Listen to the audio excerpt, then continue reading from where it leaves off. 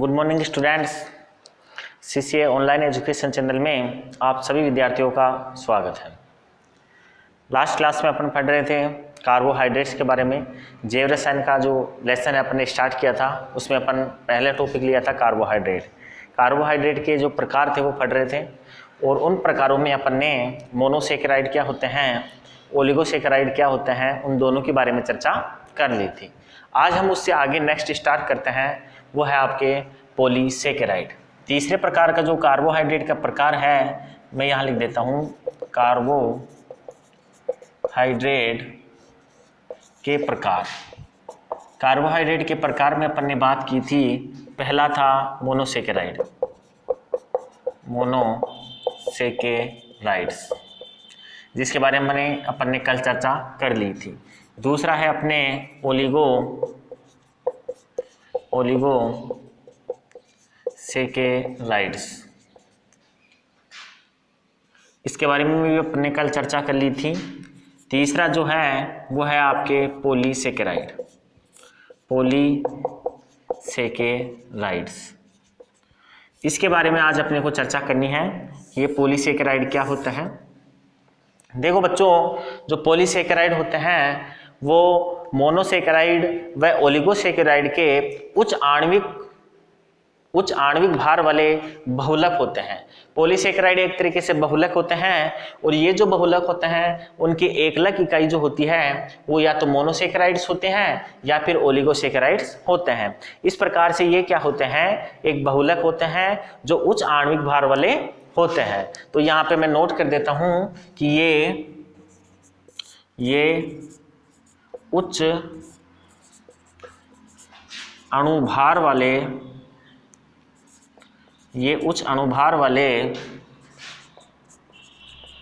Monosaccharides व oligosaccharides के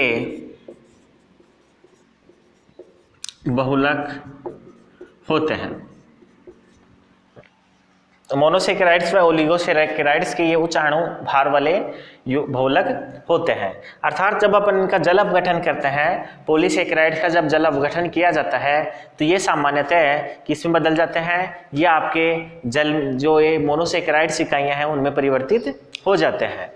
अब हम इसकी कुछ प्रॉपर्टीज हैं, इनके जो कुछ गुण हैं उनके बारे में चर्चा करें तो ये आपके एक्रिस्टलीय प्रकृति के होते हैं, ये जल में एविले होते हैं और ये स्वाद रहित भी होते हैं। इनके गुणों की हम बात करें तो ये होते हैं एक्रिस्टलीय प्रकृति के। ये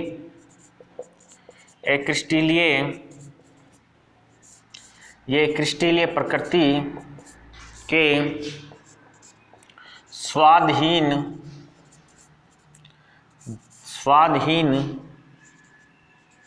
जल में एविले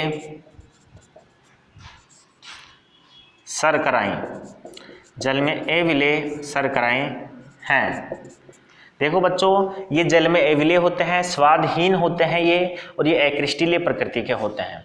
इस कारण इन्हें हम अशर्करा भी कहते हैं, क्योंकि शर्करा का जो गुण होता है वो क्या होते हैं, वो स्वाद में मीठे होते हैं, जल में घुलनशील प्रकृति के होते हैं, लेकिन इनके जो गुण हैं वो शर्करा के समान नहीं होते हैं, इसलिए इन्हें हम अशर्करा भी कहते हैं। इन्हें हम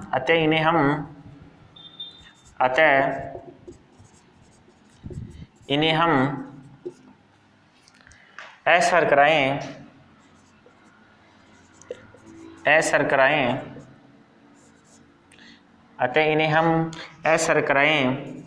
भी कहते हैं।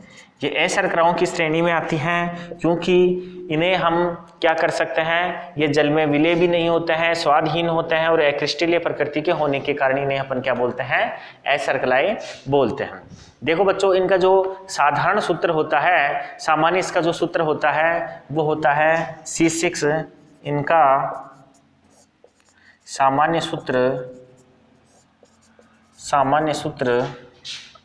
C6H10O5, यहाँ N होता है,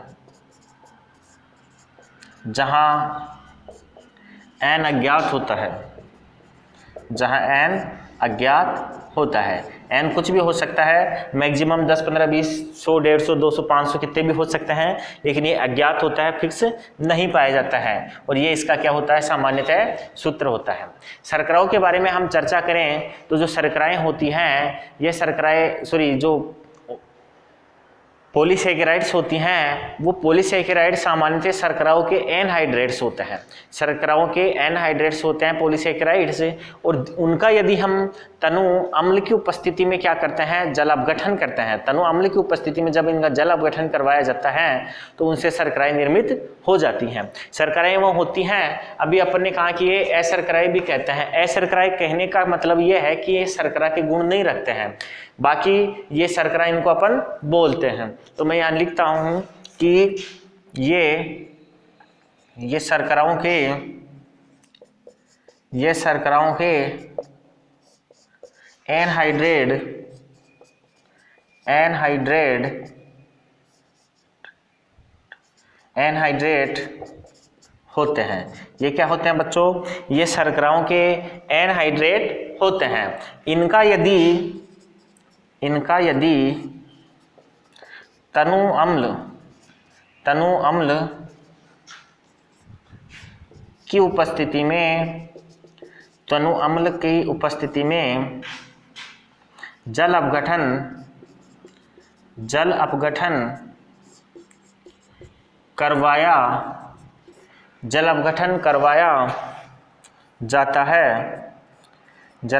करवाया जाता है, तो ये सरल शर्कराएं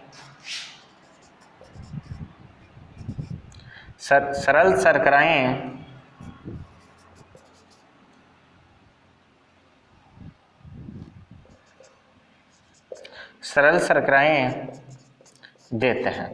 अगर इनका जल अपघटन करवाया जाता है तनु अम्ल की उपस्थिति में, तो ये क्या देते हैं, ये सरल प्रकार की शर्कराएं दे देते हैं। अब हम इनको अगर हम बात करें, ये तो इनके जो जनरली गुण हैं वो हो गए हैं। अगर हम बात करें यहाँ पे कि जो शर्कराएं होती हैं, वो आपकी जो शर्कराएं होती हैं वो पॉलीसैकेराइड्स जो होती हैं उनको अपन दो भागों में बांट सकते हैं। इनको दो भागों में बांटा जा सकता है। ये जो शर्कराएं होती हैं इनको साधारणतः दो भागों में अपन बांट सकते हैं। पहली है सरल पॉलीसैकेराइड्स, और दूसरी होती है आपके जटिल पॉलीसैकेराइड्स। पॉलीसैकेराइड्स को हम दो भागों में बांट सकते हैं। एक होती है आपके सरल पॉलीसैकेराइड्स और दूसरी होती है जटिल पॉलीसैकेराइड्स। अब हम सरल पॉलीसैकेराइड्स किसे बोलेंगे, जटिल पॉलीसैकेराइड्स किसे बोलेंगे, तो अपन बोल सकते हैं कि ये जो पॉलीसैकेराइड होती हैं सरल प्रकार की, ये सामान्यतः एक ही प्रकार की जो शर्कराएं होती हैं या एक ही प्रकार के जो मोनोसैकेराइड्स होती हैं, एक ही प्रकार के जो एकलक होते हैं, उनसे निर्मित होते हैं सरल प्रकार की पॉलीसैकेराइड। इनका जब जल अपघटन किया जाता है तो एक ही प्रकार की एकलक इकाइयां प्राप्त होती हैं, जबकि जटिल पॉलीसैकेराइड्स के अंदर एक से अधिक प्रकार की एकलक इकाइयां पाई जाती है। इनके जल अपघटन के बाद कई प्रकार के शर्कराएं, कई प्रकार की मोनोसैकेराइड्स और कई प्रकार के ओलिगोसैकेराइड्स उत्पन्न होते हैं। इनकी डेफिनेशन को अपन बाद में नोट करेंगे। यहाँ पर अपन एग्जाम्पल लिख लेते हैं कि जो सरल पॉलीसैकेराइड्स हैं उसके एग्जाम्पल्स हैं आपके जो है स्टार्च है, इसके अलावा आपके सेल्यूलोज है और ग्लाइकोजन जो है, ये आपके किस प्रकार के हैं, ये सरल प्रकार की पॉलीसैकेराइड्स के एग्जाम्पल हैं। और अगर हम इसके एग्जाम्पल्स की बात करें, जटिल प्रकार के पॉलीसैकेराइड्स हैं उनकी अगर हम बात करें तो आपके हेमीसेल्यूलोज है, लिग्निन है, पेक्टिन है, ये आपके क्या हैं, जटिल पॉलीसैकेराइड्स की श्रेणी में आते हैं। हेमीसेल्यूलोज,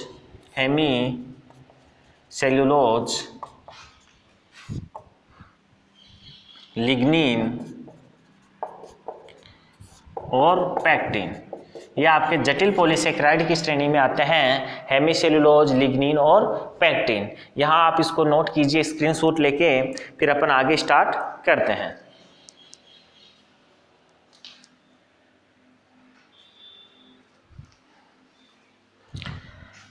चलिए ठीक है,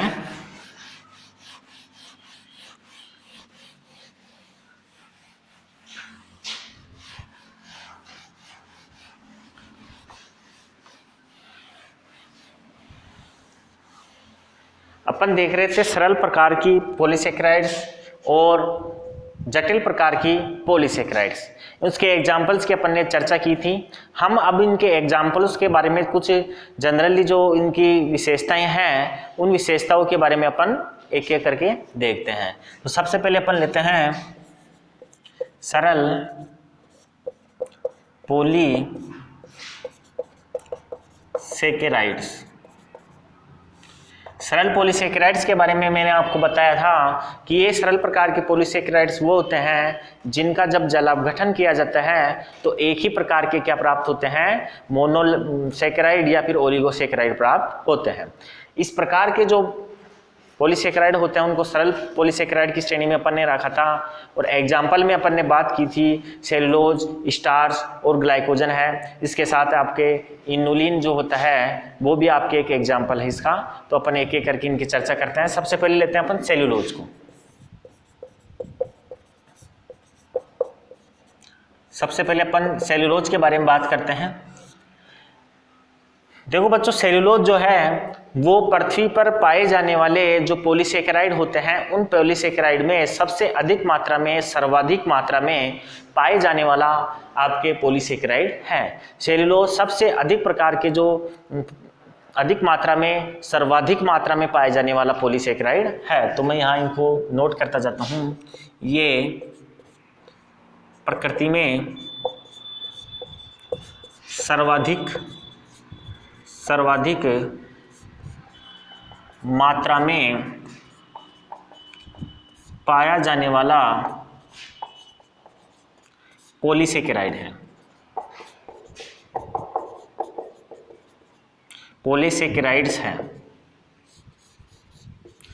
सर्वाधिक मात्रा में जो पॉलीसेकेराइड्स पाया जाता है वो आपके सेलुलोज होता है।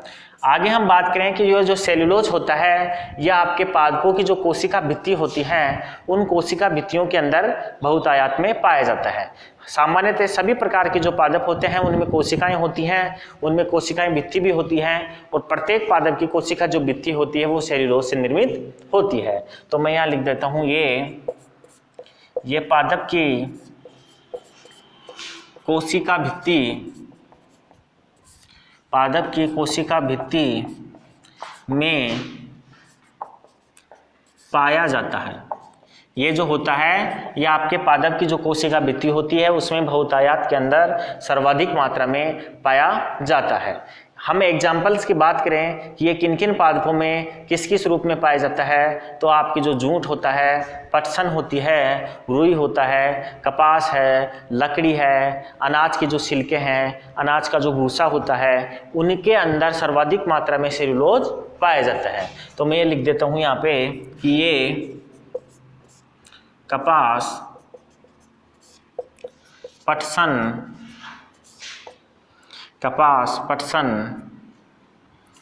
रुई, अनाज का भूसा आदि में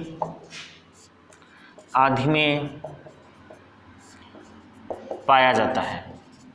सामान्यतः ये आपके जो पटसन होता है, रुई होते हैं और अनाज का भूसा होता है इसमें पाया जाता है। इसके अलावा जो लकड़ी होती है उस लकड़ी में भी पाया जाता है, लकड़ी में भी पाया जाता है। जो भी लकड़ी है आपके किसी भी पेड़ की जो लकड़ी होती है उस लकड़ी के अंदर सेलुलोज की मात्रा अधिकतम मात्रा में होती है।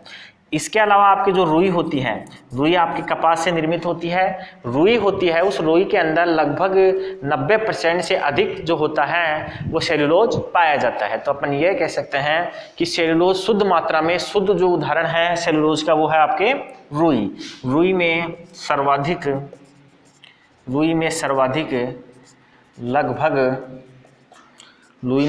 लगभग 90% से अधिक 90% से अधिक सेल्यूलोज पाया जाता है। देखो बच्चों, रुई के अंदर सर्वाधिक मात्रा में सेल्यूलोज पाया जाता है, इसलिए ये एक तरीके से शुद्ध सेल्यूलोज का एग्जाम्पल है। रुई जो है आपके शुद्ध सेल्यूलोज का एग्जाम्पल है। यह आपके सेल्यूलोज हो गया है। इसके बाद दूसरे नंबर पे अपन लेते हैं, वो आता है आपके स्टार्च। सरल पॉलीसेकेराइड्स का एक एग्जाम्पल सेल्यूलोज है, जिसके बारे में अपन ने चर्चा कर ली है। आगे अपन देखते हैं स्टार्च। स्टार्च के बारे में अपन चर्चा करते हैं कि स्टार्च होता क्या है, पाया किस किस में जाता है। तो जनरली आपके जो आलू होता है, चावल होते हैं, गेहूं होता है, मक्का है, साबुत दाना है, जितने भी जो अनाज होते हैं, उन अनाजों के अंदर बहुतायत के अंदर स्टार्च पाया जाता है। ये जो स्टार्च होता है, ये माना जाता है कि जो पादपों के अंदर जो भोजन होता है, पोषक तत्व जो होता है, उसका मुख्य स्रोत स्टार्च ही होता है। पादपों में स्रोत के रूप में, पादपों के अंदर पोषण के रूप में जो तत्व ग्रहण किया जाता है, वो आपके स्टार्च होता है। पादप अपना पोषण स्टार्च के माध्यम से ही प्राप्त करते हैं। और जंतु, या हम ये कहें कि जो जंतु होते हैं, शाकाहारी जंतु होते हैं, वो भी जो अपना पोषण प्राप्त करते हैं, जिसे कार्बोहाइड्रेट चाहिए होता है उनको ऊर्जा के लिए, तो वो भी सामान्यतः स्टार्च ही पोषण के रूप में ग्रहण करते हैं। अभी अपन ने चर्चा की कि जो अनाज होते हैं, आलू है आपके, गेहूं है, मक्का है, बाजरा है, इसके अंदर आपके स्टार्च की मात्रा बहुतायत में पाई जाती है। शकरकंद जो होता है और जो साबूदाना है, इनमें सब के अंदर स्टार्च पाया जाता है। स्टार्च ऊर्जा का मुख्य स्रोत होता है जंतुओं के लिए, और पादप के लिए तो यही मुख्य स्रोत होता है। बाकी जंतुओं के लिए भी स्टार्च मुख्य स्रोत की श्रेणी में आता है। तो मैं यहाँ लिख देता हूँ सबसे पहले, ये पादपों के लिए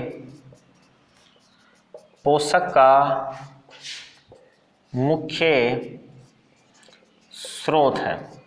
पादपों के अंदर जो पोषक होता है, वो मुख्य स्रोत यही है। इसके अलावा ये जंतुओं में भी, ये जंतुओं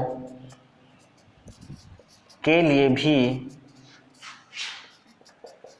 पोषण पदार्थ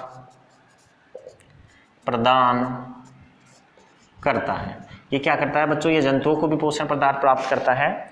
ये सामान्यतः किसमें होते हैं? ये जो होता है, ये आपके ये अनाज, सामान्यतः मैं लिख दूं ये आलू, शकरकंद, साबुत दाना, मक्का, चावल, गेहूं, जो आदि में पाया जाता है। देखो बच्चों, ये जनरली जो आपके कुछ एग्जाम्पल्स हैं, आलू है, शकरकंद है, साबूदाना है, मक्का है, चावल है, इनके अंदर ये पाया जाता है। अब अगर हम बात करें तो आलू के अंदर ये 15 से 20% होता है, चावल के अंदर 75 से 80% ये होता है। तो ये देखो अपन यहाँ नोट कर देते हैं कि आलू के अंदर ये 15 से 20% होता है। आलू के अंदर सामान्यतः ये 15 से 20% होता है। चावल के अंदर जो स्टार्च की मात्रा होती है वो 75 से 80% होती है। चावल के अंदर स्टार्च की मात्रा 75% से 80% के बीच होती है। आलू में 15 से 20% होता है, चावल में ये 75 से 80% पाया जाता है। गेहूं में अगर हम बात करें तो गेहूं के अंदर ये 60 से 70% पाया जाता है। गेहूं के अंदर ये जो होता है वो 60 से 70% मात्रा में स्टार्च गेहूं के अंदर पाया जाता है। मक्का की अगर हम बात करें तो मक्का में 65 से 70% क्या पाया जाता है? स्टार्च पाया जाता है। मक्का में 65% से 70% के बीच स्टार्च पाया जाता है। ये कुछ अनाज हैं जो जंतुओं के लिए या हम सजीवों के लिए या मनुष्य की ही बात करें तो उनके लिए पोषण का मुख्य स्रोत है। और ये स्टार्च की जो पूर्ति होती है ये आलू में 15 से 20% होती है, इसके द्वारा मनुष्य के अंदर स्टार्च की पूर्ति हो जाती है। फिर चावल, गेहूं, मक्का, इसमें जो स्टार्च की मात्रा होती है वो ये होती है। इसे आप स्क्रीनशॉट लेके नोट कीजिए, फिर अपन आगे देखते हैं।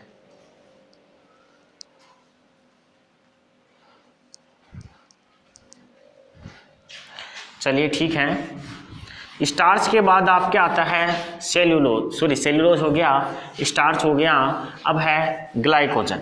तीसरा जो स्रोत होता है आपके प्रकार, एग्जाम्पल है पॉलीसेकेराइड का, वो है आपके ग्लाइकोजन।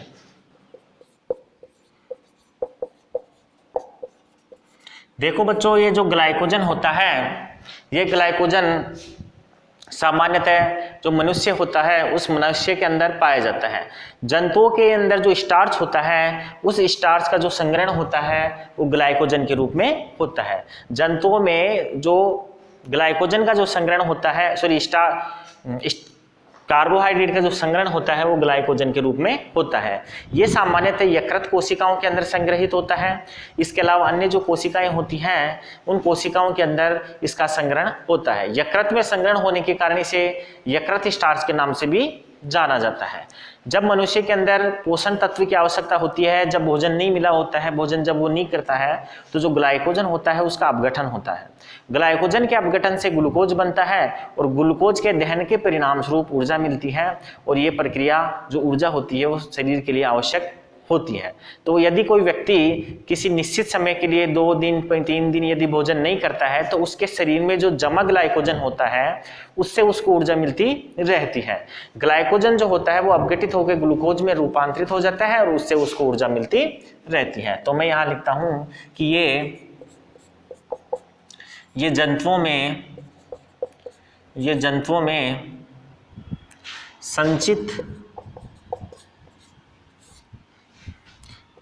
में संचित कार्बोहाइड्रेट का प्रकार है। देखो बच्चों, जो कार्बोहाइड्रेट संचित होता है जंतुओं में वो ग्लाइकोजन के रूप में संचित होता है। ये यकृत व कोशिका में संचित होता है। जो कोशिकाएं होती हैं उन कोशिकाओं में ये संचित होता है, यकृत में भी ये संचित होता है। अधिक मात्रा में ये जो ग्लाइकोजन का संचयन होता है वो यकृत में ही होता है, इसलिए इसे यकृत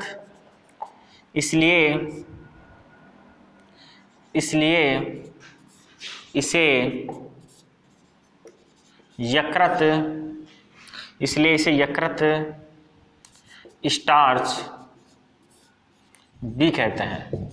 ये यकृत में संग्रहित होता है, इसलिए इसे यकृत स्टार्च भी कहते हैं।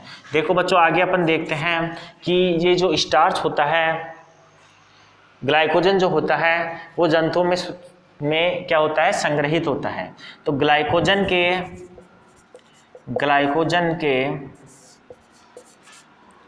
अपघटन से ग्लूकोज बनता है। आपके ग्लाइकोजन के अपघटन से ग्लूकोज बनता है और ग्लूकोज के दहन से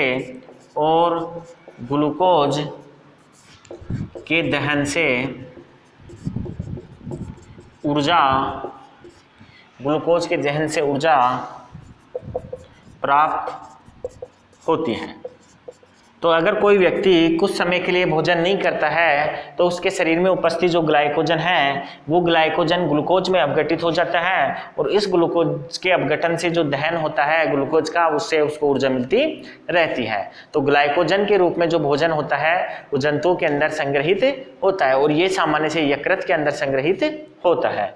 अपन इसके एक और एग्जाम्पल देख लेते हैं। जो ग्लाइकोजन 4 नंबर जो सरल प्रकार के पॉलीसेकेराइड्स हैं, उस सरल प्रकार के पॉलीसेकेराइड्स को एक है इनुलिन। इनुलिन भी एक प्रकार का सरल प्रकार का सेकेराइड्स होता है। ये सामान्यतः कंपोजिटी कुल के जो पादप होते हैं, जैसे आपके प्याज है, लहसुन है, इनके अंदर ये ज़्यादा मात्रा में पाया जाता है। जो इनुलिन होता है, अपन इसको लिख लेते हैं पहले, ये है इनुलिन। इनुलिन जो होता है वो इनुलिन सामान्यतः आपके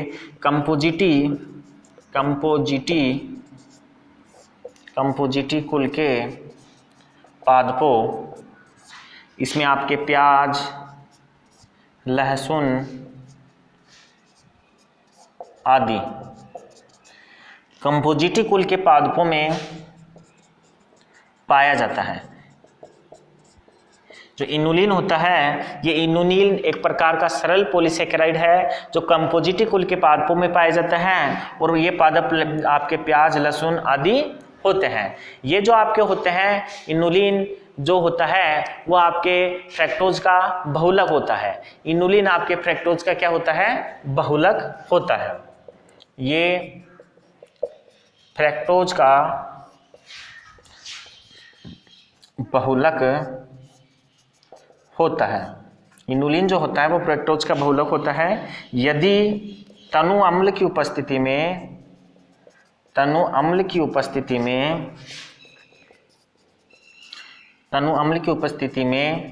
इसका जल अपघटन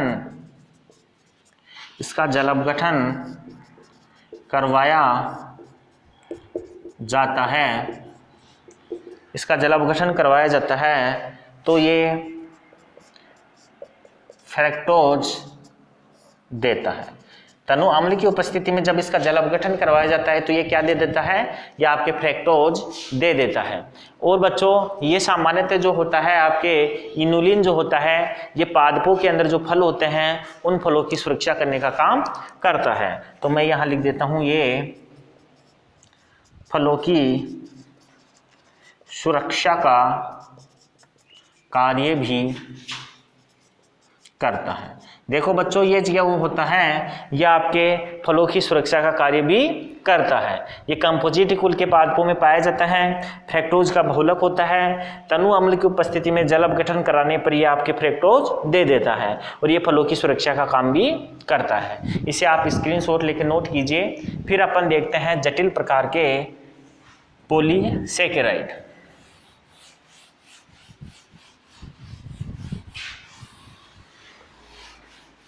ये सरल प्रकार के 4 प्रकार के पॉलीसेकेराइड हो गए हैं। अपन पॉलीसेकेराइड के बारे में चर्चा कर रहे थे और पॉलीसेकेराइड में 2 प्रकार के थे, एक सरल प्रकार के और एक जटिल प्रकार के। तो अपन दूसरा लेते हैं, अपन जटिल पॉलीसेकेराइड। जटिल पॉलीसेकेराइड में आपके 3 एग्जाम्पल हैं। एक है आपके जो है वो है हेमीसेलुलोज, दूसरा है लिग्निन और तीसरा है आपके पैक्टिन। तो अपन यहाँ लिखते हैं सबसे पहले हेमीसेलुलोज।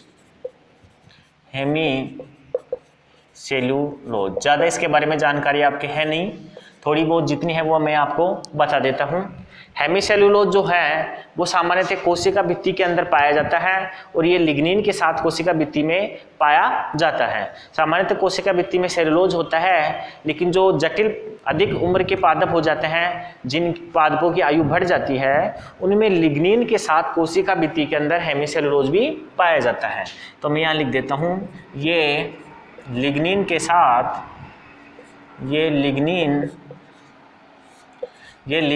साथ पादप कोशिका भित्ति में पाया जाता है। हेमीसेलुलोज जो होता है वह आपके लिग्निन के साथ पादप कोशिका भित्ति के अंदर पाया जाता है। दूसरे प्रकार के आपके पॉलीसेकेराइड की अगर हम बात करें तो वो है आपके लिग्निन जो होता है वो पादप के जो रेशेदार भाग होते हैं उन रेशेदार भागों में सेलुलोज के साथ पाया जाता है। लिग्निन दूसरे प्रकार का है आपके, लिग्निन जो है वो आपके दूसरे प्रकार का जटिल पॉलीसेकेराइड है। ये रेशेदार पादपों के भागों में सेलुलोज के साथ पाया जाता है।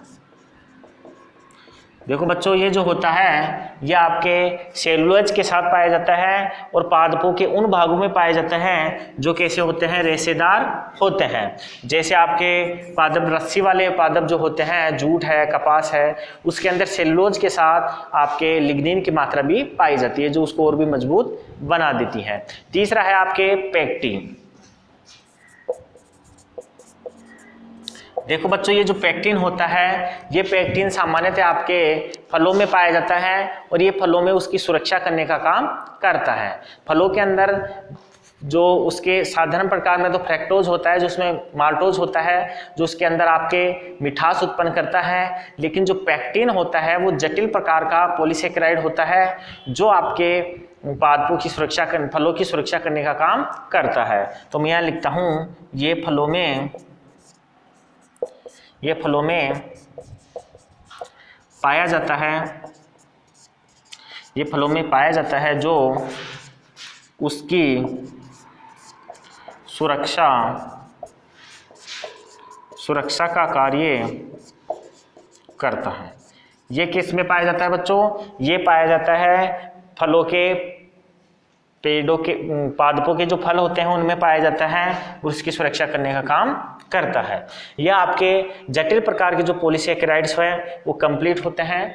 आगे अपन देखते हैं जो कार्बोहाइड्रेट हैं उसके उपयोग क्या हैं। तो मैं यहाँ लिख देता हूँ उपयोग, और ये उपयोग जो हैं वो अपन चर्चा कर रहे हैं कार्बोहाइड्रेट के उपयोगों की। तो एक एक करके अपन इसके उपयोगों के बारे में चर्चा करते हैं। सबसे पहले अपन नोट करते हैं इसका सामान्यतः उपयोग जो होता है वो शरीर के अंदर ऊष्मा व ऊर्जा प्रदान करने का होता है। ये जंतुओं की अगर हम बात करें तो जंतुओं के अंदर ये जो होते हैं वो शरीर को ऊष्मा देते हैं, वो ऊर्जा प्रदान करने का काम करते हैं। इसके अलावा जो कोशिका भित्ति होती है पादपों के अंदर, उस कोशिका भित्ति का निर्माण भी कार्बोहाइड्रेट के द्वारा होता है। पादपों के अंदर कोशिका भित्ति का निर्माण भी किसके द्वारा होता है? आपके कार्बोहाइड्रेट से होता है। तो मैं यहाँ लिखता हूँ जंतुओं में शरीर में ऊष्मा व ऊर्जा प्रदान करते हैं। जंतुओं के शरीर के अंदर ये क्या करते हैं? ऊष्मा व ऊर्जा प्रदान करने का काम करते हैं। दूसरे इनके इंपोर्टेंस की बात करें तो पादपों के अंदर जो कोशिका भित्ति होती है वो इन्हीं के द्वारा निर्मित होती है। पादपों के अंदर जो कोशिका भित्ति जो होती है, ये कोशिका भित्ति इन्हीं के द्वारा निर्मित होती है, इन्हीं के द्वारा निर्मित होती है। इसी के अलावा अगर हम बात करें तो पादपों का जो कंकाल तंत्र होता है, कहने का मतलब उसका जो ढांचा होता है पादपों का, वो ढांचा भी किसके द्वारा निर्मित होता है? ये ढांचा भी आपके कार्बोहाइड्रेट के द्वारा निर्मित होता है। तो मैं लिख देता हूँ पादपों का कंकाल इन्हीं का बना होता है। देखो बच्चों, पादपों का जो कंकाल होता है वो कार्बोहाइड्रेट से ही निर्मित होता है। अपन ने अभी चर्चा की थी कि जो कार्बोहाइड्रेट होता है वो पादपों के किस में पाया जाता है? लकड़ी में पाया जाता है। और जो लकड़ी होती है वो सामान्यतः आपके क्या होती है? वो लकड़ी आपकी कार्बोहाइड्रेट ही होती है। इसका आप स्क्रीनशॉट ले लीजिए। आज क्लास आपके यहीं तक रहेगी। नेक्स्ट क्लास में अपन स्टार्ट करेंगे प्रोटीन। दूसरा जो जैव अणु है जिसका नाम है प्रोटीन, उसको अपन नेक्स्ट क्लास में लेंगे। आज क्लास यहीं तक रहेगी। थैंक यू, धन्यवाद।